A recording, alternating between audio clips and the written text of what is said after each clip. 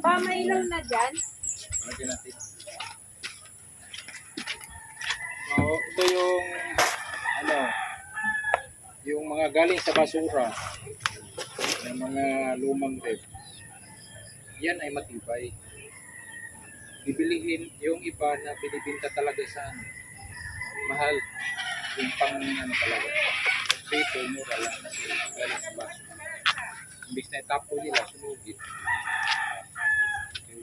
Tapos, maganda yan kasi na nakataas para pag maulan, hindi malubog sa tubig yung tanim. So ito, yan. Pupunuin ko pa ito. Lahat ng gulay sa palengke makikita dito. Bawat isang uri ng tanim. Pwedeng dalawa. Ito, mayroong sa gitna. Yan, mayroong luya. Mayroon niya yung luya.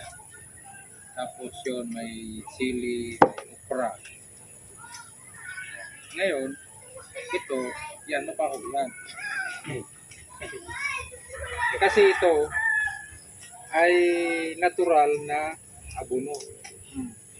Yung mula sa basura, mula sa kusina, yung mga gulay, yung mga bituka, yung mga balat ng kung ano, sibuyas, lagay dito, yung tubig. So, ngayon, 2 linggo, pwede na. Isang puti, 1 litro, konting ganyan lang ka, dagdag. Yun ang pambili. Kasi patapang pag pure galing dito, pwedeng patay yung tanim. So,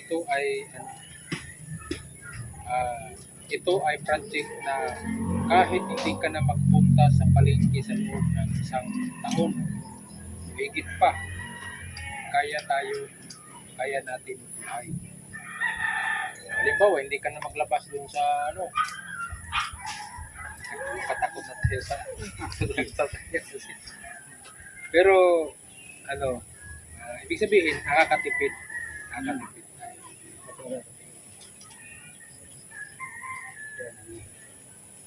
Yan, sitaw. Tapos, dyan, dati may isda yan dyan. Nilipat ko lang. So, kulang pa. May mga tatanim pa ako. Ito, ilalagay ko yan dyan. Yan ang pwede kaya. Tayo po. Ngayon, ang manok, may kulungan yan dyan. Pag kulit talaga, alam na kung saan pupunta. So ito ay gustong gawin natin siguro. Hindi naman kailangan ito. Gawin natin sa ay sino?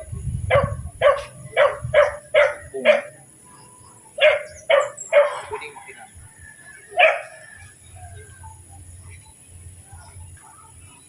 Okay.